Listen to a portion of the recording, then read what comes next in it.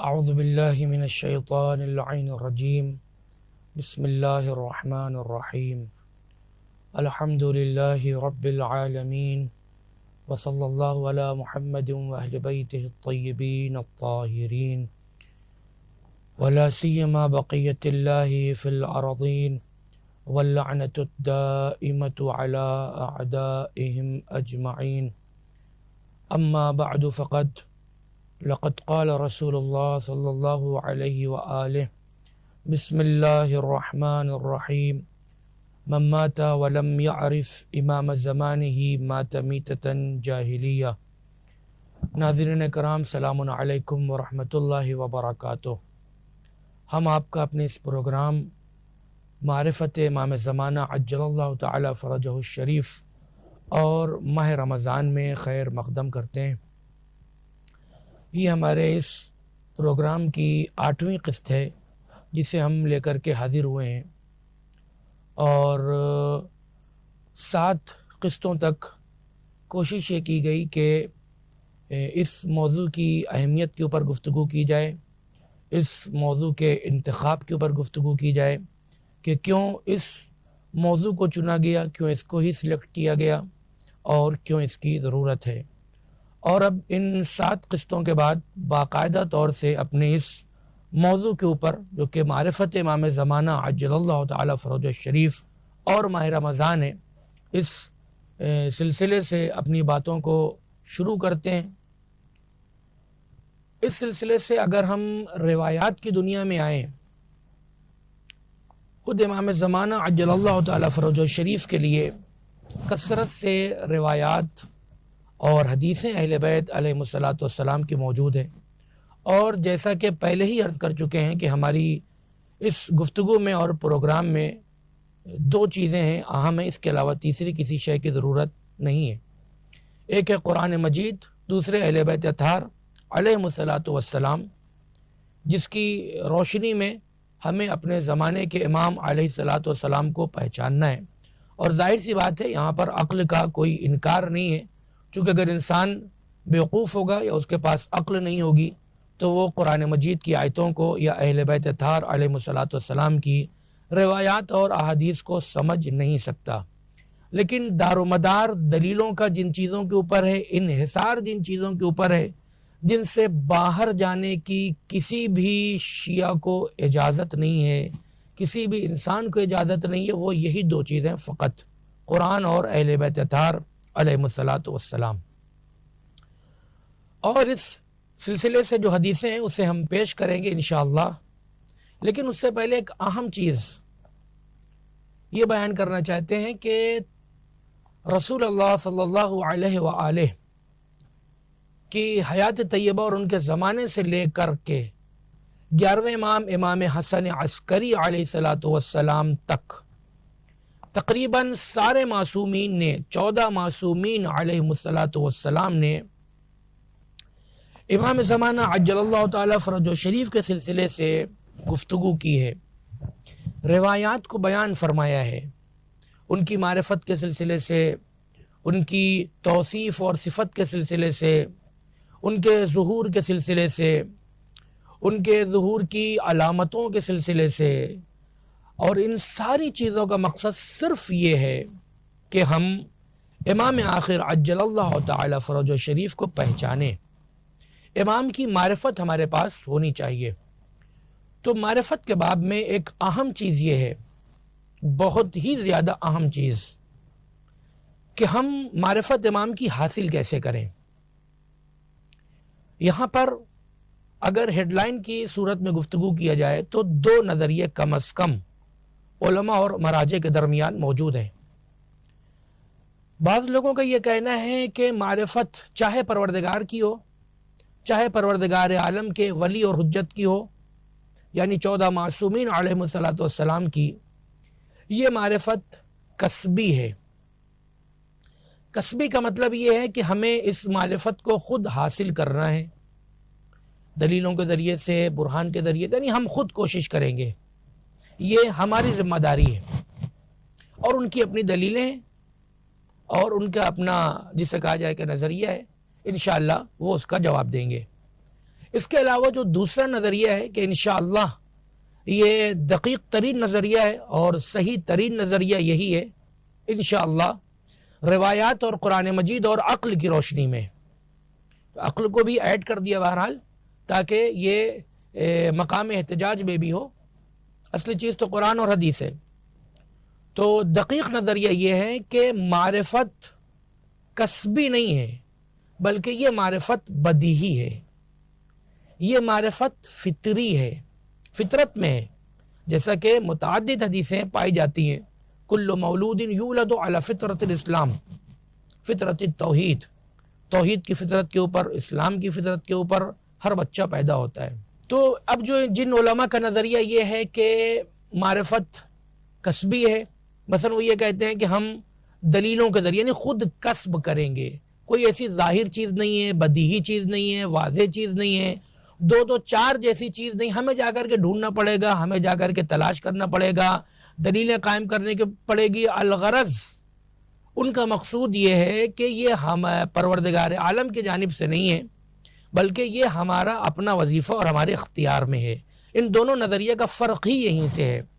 اور جو دوسرا نظریہ عرض کیا کہ یہ معرفت جو ہے وہ کسبی نہیں ہے بلکہ بدیہی ہے، بالکل ظاہر ہے، اس کا مطلب یہ ہے جیسا کہ روایات کی روشنی میں اہل بیت علیہ الصلوۃ والسلام نے فرمایا المعرفت من صنع اللہ، کتاب کافی شریف میں اور دیگر متعدد اور معتبر کتابوں میں یہ روایت موجود ہے، اوتھینٹک حدیث ہے۔ امام علیہ الصلوۃ والسلام فرماتے ہیں، معصومین علیہ السلام فرماتے ہیں المعرفت من صنع اللہ ولیس للعباد فیہا صنع، مضمون روایت ہے۔ امام علیہ السلام فرماتے ہیں کہ معرفت پروردگار عالم کی جانب سے ہے، بندوں کا اس میں کوئی اختیار نہیں، وہ چاہے جتنا ہاتھ پیر ماریں، معرفت پروردگار عالم کی جانب سے، معرفت اللہ کا کام ہے، معرفت پروردگار جس کے دل میں چاہے گا ڈال دے گا، انسان خود چاہے جتنی کوشش کرے۔ تو پھر یہاں پر ایک کراس پیدا ہو سکتا ہے، ایک اعتراض ہو سکتا ہے، اشکال ہو سکتا ہے کہ ایک طرف تو قرآن مجید یہ کہہ رہا ہے کہ ہم نے جن و انس کو اپنی عبادت کی خاطر پیدا کیا، وَمَا خَلَقْتُ الْجِنَّ وَالْإِنسَ إِلَّا لِيَعْبُدُونَ، جس کا درست ترجمہ، تفسیر، تعویل جو بھی آپ کہہ لیں وہ یہی ہے کہ پروردگار یہ کہہ رہا ہے کہ میں نے جن و انس کو اپنی عبادت یعنی اپنی معرفت کے لیے پیدا کیا ہے۔ تو ایک تو ہماری زندگی کا مقصد معرفت ہے، ہم نماز بھی پڑھ رہے ہیں تو اس سے پہلے معرفت چاہیے، روزہ بھی رکھ رہے ہیں تو معرفت چاہیے، ماہ رمضان میں بھی ہم آ رہے ہیں تو ہمیں معرفت چاہیے، ہم قرآن پڑھ رہے ہیں تو اس سے پہلے معرفت۔ کیوں؟ چونکہ معرفت سے پہلے ساری چیزیں بیکار ہیں۔ حدیثوں میں موجود ہے، کتاب کافی میں معتبر حدیث موجود ہے، امام علیہ السلام فرماتے انما یعبد اللہ من عرف یا من یعرفہ، اللہ کی عبادت بس وہی کر سکتا ہے جو اللہ کو پہچانتا ہو۔ جس کے پاس معرفت نہ ہو وہ چاہے جتنے سجدے کر لے، چاہے جتنے روزے رکھ لے، چاہے جتنے قرآن مجید پڑھ لے، تو پروردگار کو ان چیزوں کی اہمیت نہیں پروردگار عالم کے نزدیک، نہ پروردگار عالم کو احتیاج اور ضرورت ہے۔ نہیں تو شیطان کتنے سجدے کر کے بیٹھا ہے، ہزاروں برس کا سجدہ ہے اس کے پاس، 12,000 برس کا سجدہ ہے، متعدد روایات اور مختلف صیغے ہیں روایات کے۔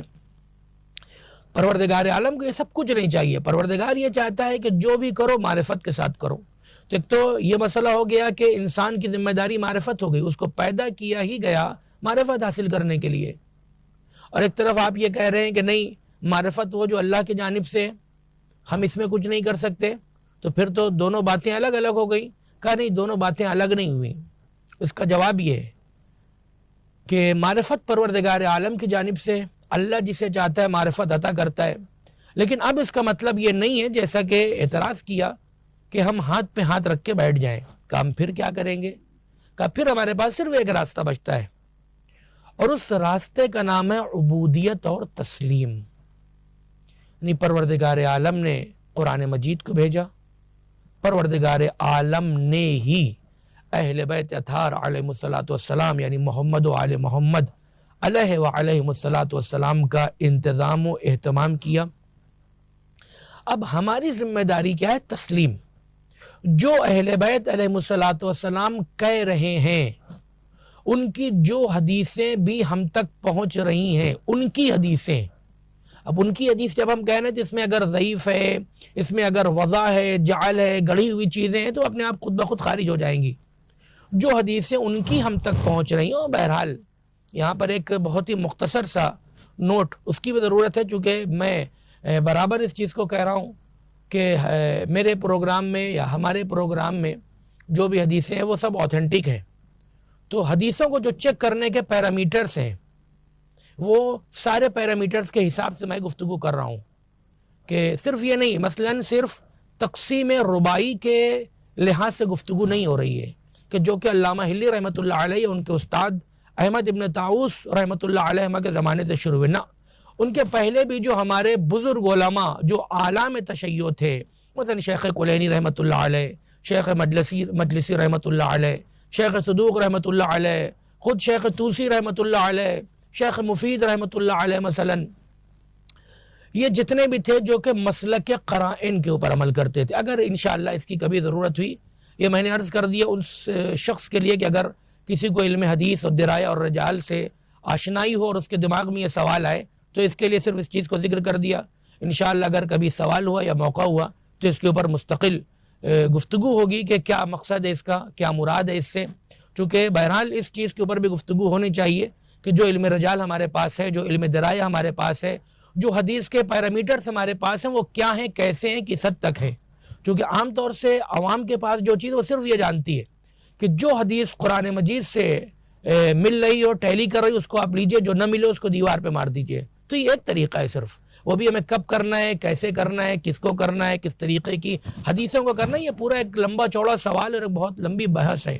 بہرحال تو اس کو اسی وجہ سے عرض کیا کہ یہ حدیث معتبر ہے، آتھینٹک ہے، کہ امام علیہ السلام نے فرمایا کہ معرفت پروردگار عالم کی جانب سے ہوگی. تو اب ہماری زندگی کا معرفت ہے، زندگی کا مقصد معرفت ہے، اور ہم کچھ کر بھی نہیں سکتے، اللہ کرے گا. پھر ہماری کیا ذمہ داری ہے؟ کہاں تمہاری صرف ذمہ داری ہے تسلیم، یعنی اہل بیت اطہار علیہ السلام کی حدیثیں تم تک پہنچے تو تم مقام تسلیم میں ہو، تم اس کو قبول کرو. اہل بیت اطہار علیہ السلام کی حدیثوں کے مقابلے میں، یعنی اس کے عرض میں اپنا دماغ لگانے کی کوشش نہ کرو.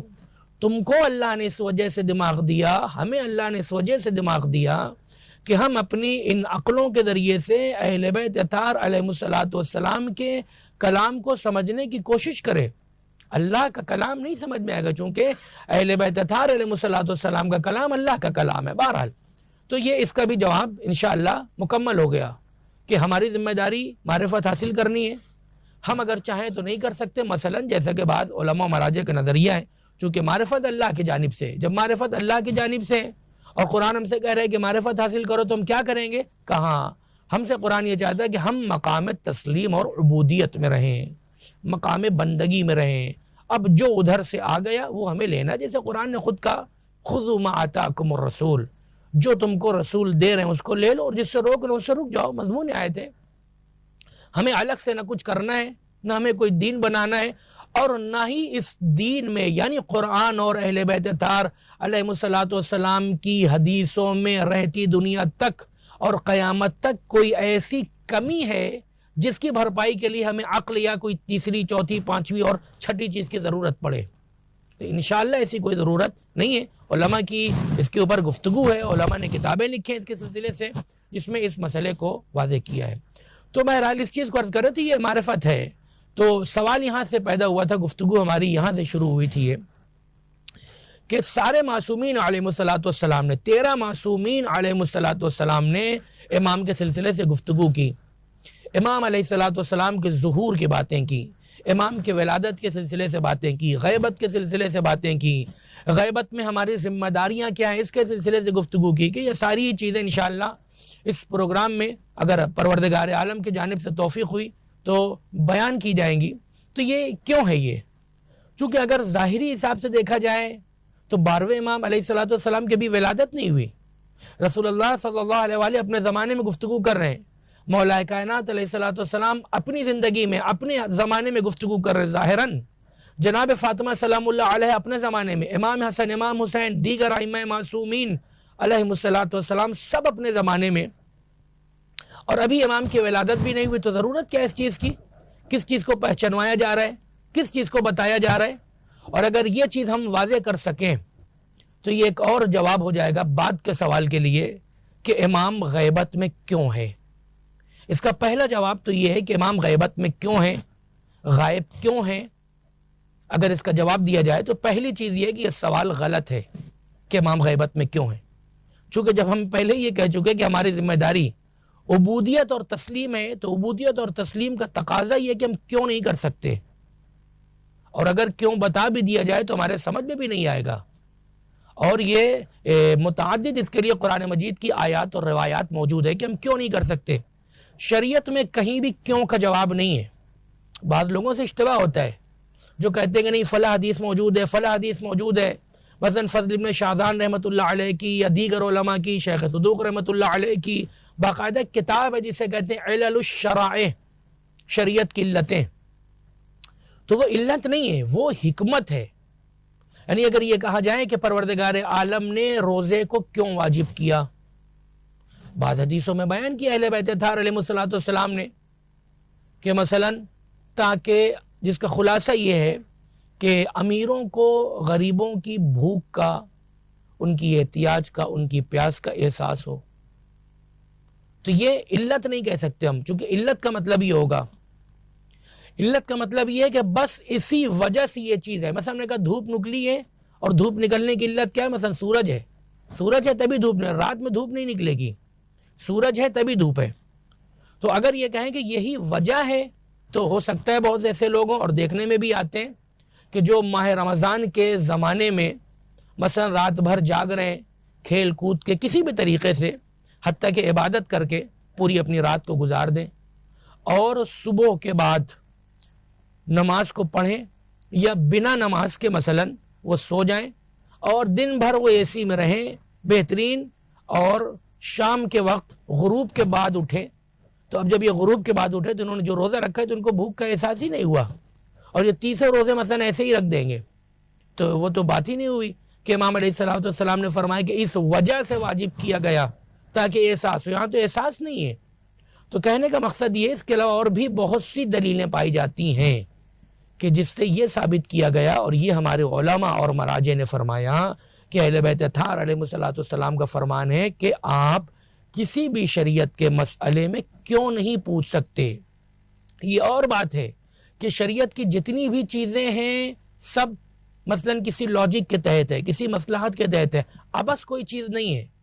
ہاں ہمارے سمجھ میں نہ آئے کہ وہ ایک دوسری چیز ہے، کوئی بھی چیز ابس نہیں بنائی پروردگار عالم نے۔ خیر، اور بھی انشاءاللہ اس گفتگو کے اوپر، اس مسئلے کے اوپر مزید گفتگو ہوگی۔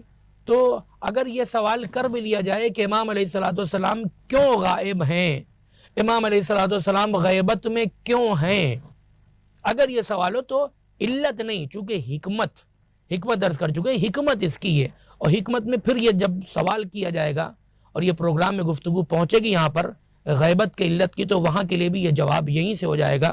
اس مسئلے کے لیے بھی کہ سارے اماموں نے گفتگو کی کہ امام کو پہچانو، آخری امام کو پہچانو، میری حجت آخر کو پہچانو، حجت آخر کو پہچانو، ان کی دعا، ان کا ظہور، ساری چیزیں۔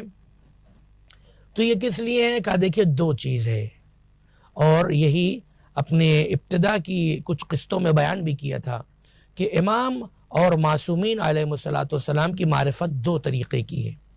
ایک ہے معرفت ظاہری، یعنی ظاہر معصوم کو پہچاننا، ایک ہے باطن معصوم کو پہچاننا۔ اگر ہم نے یہ بات کی، یہ گفتگو کی کہ یہ امام اس سن میں پیدا ہوئے، اس سن میں شہادت ہو گئی، اتنے بیٹے ہیں، اتنے بھائی ہیں، اتنی بہنیں ہیں، اور یہ والد ہیں، فلاں والدہ، اتنے زمانے میں حکام ہیں، تو یہ ابتدا کی چیزیں ہیں، ابتدا کی چیزیں ہیں۔ اس سے آگے ہم کو بڑھنا ضروری ہے، جو جب تک ہم آگے نہیں بڑھیں گے تب تک ہماری معرفت ناقص ہے، کوئی فائدہ نہیں ہے۔ مثلا آپ یہ دیکھیے کہ ایک بچہ جس کی عمر 5 سال ہے، اس کو مکتب میں یہی پڑھایا گیا، اماموں کے نام بتا دیے گئے، والد اور والدہ کے نام بتا دیے گئے، پنجم تک پڑھ کے نکلا یہی چیز جانتا ہے۔ 10 سال کی عمر ہو گئی، 20 سال، 50 سال، 80 سال تک وہ اسی پہ محدود ہے کہ اگر میں مجلس پڑھ رہا ہوں مناسبتوں میں، شہادت میں، تو بس اسی میں گھوم رہا ہوں کہ کیا زمانہ تھا، کیا واقعہ تھا، کون سے حکام تھے اور کیا ہوا۔ ولادت کی محفلیں ہو رہی ہیں تو اس میں یہی بیان ہو رہا ہے۔ تو آخر ان چیزوں کی طرف کب جایا جائے گا جو اہل بیت اطہار علیہ السلام چاہتے ہیں کہ اس طرف آئیں، یعنی اہل بیت اطہار علیہ السلام کے اسرار کی طرف، ان کے مقامات کی طرف، جس کو واقعاً جو شیعہ ہے صرف لفظ کا شیعہ نہیں ہے، نام کا شیعہ نہیں ہے، کسی فرقے کے مقابلے میں شیعہ نہیں ہے. اور اگر اصطلاحی زبان میں کہا جائے کہ شیعہ بمعنی عام نہیں ہے بلکہ شیعہ بمعنی اخص ہے، یعنی ایسے شیعہ جیسے کہ جناب سلمان ہے، جیسے کہ جناب ابو ذر ہیں، جناب میثم ہیں رضوان اللہ تعالی علیہ مجمعین. اس طریقے کے شیعہ بننے کے لیے ہمیں امام علیہ الصلوۃ والسلام کی حیات طیبہ کی یہ ساری چیزیں، ان سے آگے جا کر کے امام کے باطن کو پہچاننا پڑے گا. تو یہ اس گفتگو میں عرض کیا تھا، اور یہاں پر بھی اسی چیز کو عرض کر رہے ہیں، بس لفظ بدل رہا ہے. دو طریقے سے امام علیہ الصلوۃ والسلام کی معرفت ہے. ایک ہے امام کی شخص کی معرفت، دوسری ہے امام کی شخصیت کی معرفت. شخص امام کو پہچاننا اور شخصیت امام کو پہچاننا. دیکھیے شخص امام کا وجود کب ہو رہا ہے؟ 11ویں امام علیہ الصلوۃ والسلام کے زمانے میں، وہاں پر امام کی پیدائش ہو رہی، ولادت ہو رہی ظاہراً. اور شخصیت امام کب سے ہے؟ کہ اس وقت سے ہے کہ جب پروردگار عالم نے کچھ نہیں بنایا تھا، حتیٰ کہ جناب آدم بھی نہیں تھے، زمین و آسمان نہیں، کچھ بھی نہیں. اللہ کی پہلی مخلوق یہی ہے محمد و آل محمد علیہ وآلہ الصلوۃ والسلام. ان سے پہلے تو کچھ اس نے بنایا ہی نہیں. البتہ اس کے آگے پیچھے بہت سی چیزیں جو کہ عام طور سے نہیں بیان کیا جا سکتا ایسے، تو اس کے لیے پھر دوسری گفتگو ہوتی ہے، اور اس کو سمجھنے کے لیے اس کے لیے بیک گراؤنڈ چاہیے، اس کے لیے مقدمہ چاہیے، پھر انسان اس بات کو رکھ سکے. لیکن جو انسان کو آسانی سے ہضم ہو سکتا ہے تو یہ کہا جا سکتا ہے کہ، اور یہ درست بھی ہے، کہ سب سے پہلے پروردگار عالم نے اہل بیت اطہار علیہ الصلوۃ والسلام کو بنایا. تو جناب آدم کے زمانے میں بھی یہ ہے، جناب نوح کے زمانے میں بھی، جناب ابراہیم کے زمانے میں بھی، جناب عیسیٰ کے زمانے میں، اور آخری نبی صلی اللہ علیہ وآلہ سب کے زمانے میں موجود ہیں. ہاں شخص نہیں موجود ہے، شخصیت موجود ہے. شخص کب ہے؟ امام زمانہ عجل اللہ تعالی فرجہ شریف کا 11ویں امام علیہ الصلوۃ والسلام کے زمانے میں. لیکن شخصیت ہر زمانے میں موجود ہے. اسی شخصیت کی طرف متوجہ کیا جا رہا ہے کہ جہاں رسول اللہ صلی اللہ علیہ وآلہ، امام رضا علیہ الصلوۃ والسلام، اور امام محمد تقی علیہ الصلوۃ والسلام، مولا کائنات علیہ الصلوۃ والسلام، جناب زہرا سلام اللہ علیہ، سب پہچانوا رہی ہے، متوجہ کر رہی ہیں، لے کر کے آ رہے ہیں سب. کس چیز کی طرف؟ امام علیہ الصلوۃ والسلام کی شخصیت کی طرف. اور جب امام علیہ الصلوۃ والسلام کی باقاعدہ طور سے ولادت ہو گئی، امام اس دنیا میں آ گئے، امام زمانہ عجل اللہ تعالی فرجہ شریف، تو اب کیا ہوا کہ اب دونوں چیزوں کو ہمیں پہچاننا ہے. شخصیت امام کو بھی پہچاننا ہے اور ہمیں شخص امام کو بھی پہچاننا ہے. تو یہ ایک بہت اہم گفتگو تھی. اگر یہ واضح ہو سکی ہو بات کہ کیوں سارے اماموں نے، معصومین نے، قرآن نے امام زمانہ عجل اللہ تعالی فرجہ شریف کے سلسلے سے گفتگو کی، حتیٰ کہ سارے نبیوں نے تقریباً گفتگو کی ہے آخری کے سلسلے سے، حجت آخر کے سلسلے سے. اور یہ کیوں ہو رہا ہے؟ تو یہ اسی لیے ہے تاکہ ہم سب کو معرفت ہو، ایک چیز. دوسری چیز معرفت کس چیز کی ہو؟ شخصیت امام کی معرفت ہو. شخص امام، امام حسن عسکری علیہ الصلوۃ والسلام کے زمانے میں، لیکن شخصیت امام زمانہ عجل اللہ تعالی فرجہ شریف ہر جز میں موجود ہے، ہر وجود میں موجود ہے. حتیٰ کہ ان موجودات کا رکن اور اصل اور اس کی وجہ ہے شخصیت امام علیہ الصلوۃ والسلام. تو امام کی ولادت سے پہلے امام کی شخصیت کو پہچانوایا جا رہا تھا، اور امام علیہ الصلوۃ والسلام کی باقاعدہ ولادت کے بعد امام کی شخصیت کو اور امام کے شخص دونوں کو پہچانوایا جا رہا ہے. اور یہ بھی ایک اہم بات ہے، جیسا کہ پہلے بھی عرض کر چکے ہیں، کہ اگر انسان شخص پر رک گیا آ کر کے اور شخصیت تک نہیں گیا تو اس کی معرفت ناقص ہے، اس کی توحید ناقص ہے، اس کی عبادتیں ناقص ہیں. اس کی عبادتوں کا وہ مقام نہیں ہو سکتا جو عبادتوں کا ہونا چاہیے. یہ نماز جہاں پہنچا سکتی ہے اسی وقت پہنچائے گی جب ہمارے پاس 14 معصومین علیہ الصلوۃ والسلام کی، اور خاصتاً ہم جس زمانے میں امام زمانہ عجل اللہ تعالی فرجہ شریف کی شخصیت کی معرفت ہوگی شخص کے ساتھ ساتھ. تو جب یہ دونوں چیزیں ہوں گی تبھی ہم اپنے زمانے کے امام کو پہچان سکتے ہیں. اور اسی سلسلے سے ایک روایت ہے جسے ہم انشاءاللہ آئندہ کی قسطوں میں بیان کریں گے، اور عظیم روایت ہے، معتبر کتابوں میں موجود ہے. اور بہرحال ہمارا وقت ختم ہوتا ہے اور ہم آپ سے اجازت چاہتے ہیں. انشاءاللہ آئندہ کی قسطوں میں ان چیزوں کو بیان کیا جائے گا. والسلام علیکم ورحمۃ اللہ وبرکاتہ۔